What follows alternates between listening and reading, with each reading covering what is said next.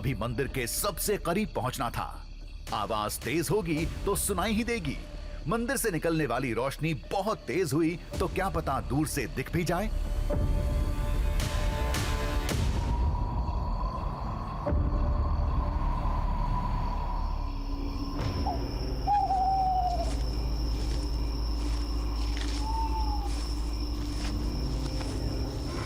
हम उस शिवालय से करीब 2 किलोमीटर की दूरी पर थे।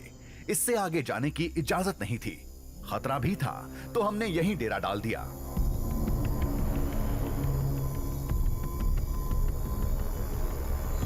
हम मंदिर के जितने करीब जाना मुमकिन है उतने करीब आ चुके हैं। मेरे सामने खुला आसमान है, लेकिन यहाँ इतना अंधेरा है कि आपको कुछ नजर ना आए। अगर ये लाइट मैं हटा दूं तो आपको मेरा चेहरा भी नहीं दिख पाएगा।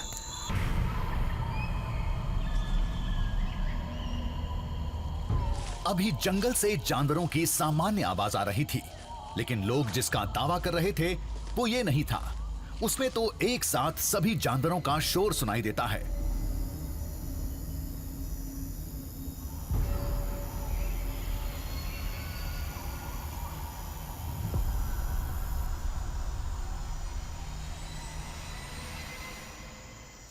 लेकिन जो दावा है, जो लोगों का कहना है कि एक प्रकाश यहाँ पर देखने को मिलता है, जैसे ज़मीन से आसमान की ओर कुछ मिल रहा है, तो वो इतना तेज़ हो सकता है कि वो हमें यहाँ से दिख सके।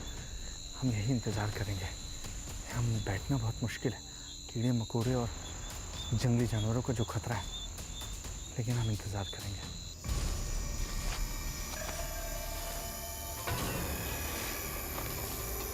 हम घने जंगल में थे, वो भी रात के समय। मूवमेंट का ज्यादा मौका नहीं था। रोशनी भी संभल कर करनी थी। तेज प्रकाश जानवरों को आकर्षित करता है। हम सांस रोके मंदिर की दिशा में देख रहे थे। तभी जंगल से बहुत तेज शोर उठा। बहुत तेज आवाज आई। मदन, आई ना आवाज यहाँ से?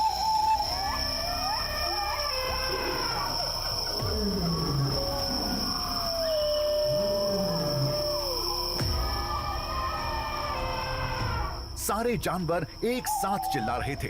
हमने देखने की कोशिश की। मंदिर दूर था, सामने ऊंचे पेड़ थे, कुछ नजर नहीं आ रहा था।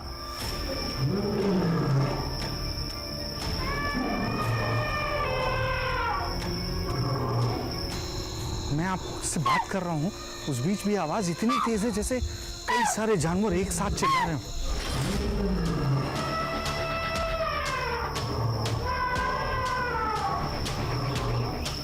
तभी हम पीछे हटे। ये भ्रम था या डर, पता नहीं। शायद वो आवाज हमारी तरफ लपक रही थी। ये आवाज पास आ रही है क्या? बहुत तेज आवाज है, बहुत तेज आवाज है, और ऐसा लग रहा है कि हमारे पास आ रही है। मदन, हाँ, एकदम पास आ गई ना? अरे यहीं यहीं, एक सेकंड, भाग भाग भाग भाग मदन, मदन रुकना नहीं। ऐसा लग रहा है कि एकदम पास आ गई आवाज। बहुत तेज है, बहुत तेज।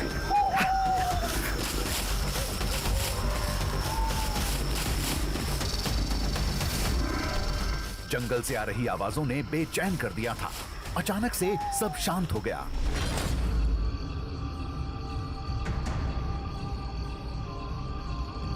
हमें कोई तेज प्रकाश नहीं दिखा, लेकिन शोर तो हमने साफ सुना था।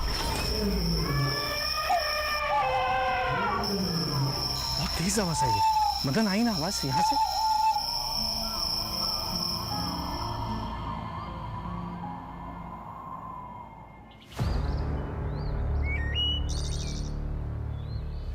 सुबह होते ही हम वन विभाग के दफ्तर पहुंचे।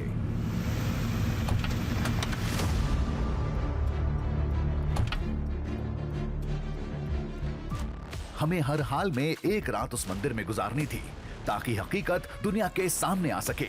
इसके लिए सरकारी दफ्तर से मंजूरी लेनी थी। बहुत कोशिशें की, रहस्यों का हवाला दिया, लेकिन वन विभाग अमले पर कोई फर्क नहीं पड़ा। रात में जंगल जाने की इजाजत नहीं मिली।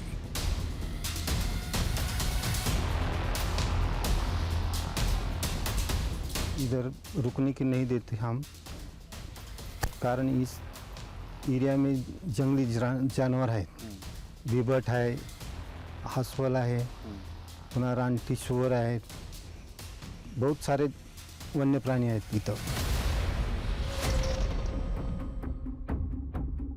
निराश होकर हम मंदिर पहुंचे.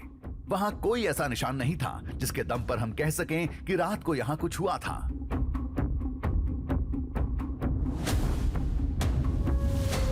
मंदिर का शिलालेख फिर हमारे सामने था.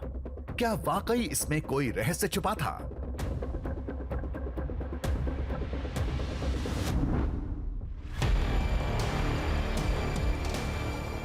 हम फिर से गांव के शरण में थे. एक शख्स के बारे में पता चला जिसके दादाजी ने बहुत मुश्किल से उस शिलालेख के एक शब्द को डिकोड किया था.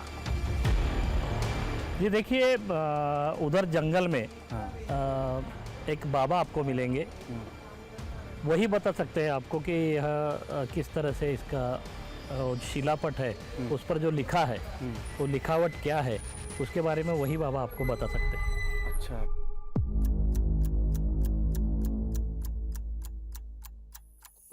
वो शख्स हमें मंदिर के पास जंगल में मिला.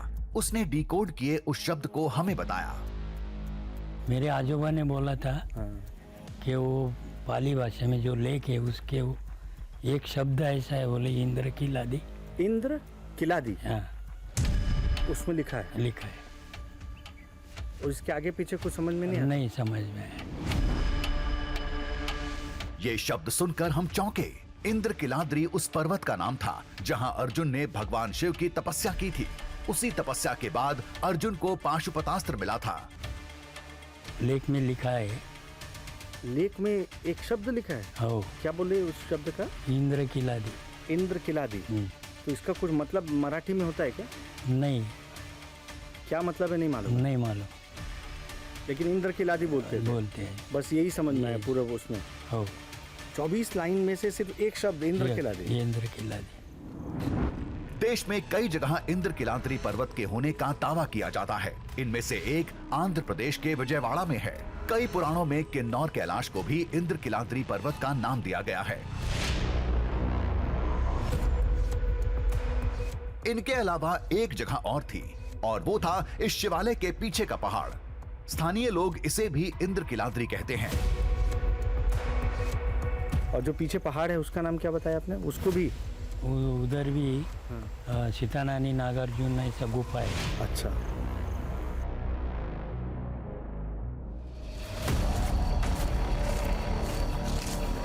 कहीं इस शिवालय के राज उस पर्वत के शिखर पर तो नहीं दबे पड़े थे? आखिर उसका नाम इंद्र किलाद्री क्यों था? क्या भगवान शिव के पाशुपतास्त्र से उस पर्वत का कोई नाता था?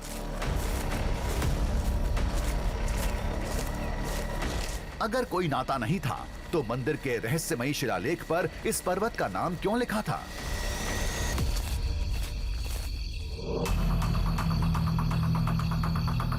पहले शिखर पर पहुंचते हैं, देखते हैं क्या होता है. क्या पता आज कोई बड़ा साक्ष्य हाथ लग जाए.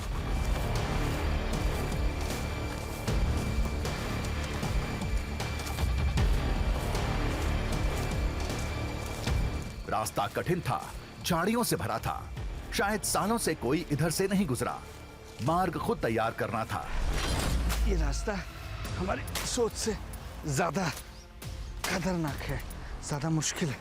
जहाँ आपको रास्ते इसलिए बनाने पड़ रहे हैं क्योंकि आपको पता नहीं है कि इन झाड़ियों में कौन सा खतरा आपका इंतजार कर रहा है. और आपकी नज़र 1 फीट से दूर जा नहीं पाती है इन झाड़ियों की वजह से. इधर आओ, इस साइड.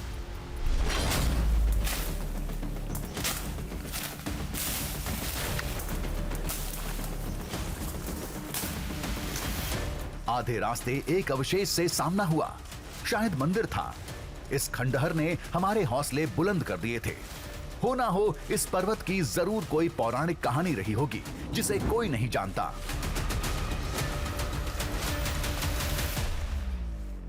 ये एक टूटा फूटा हिस्सा देखने को मिल रहा है. इधर आना.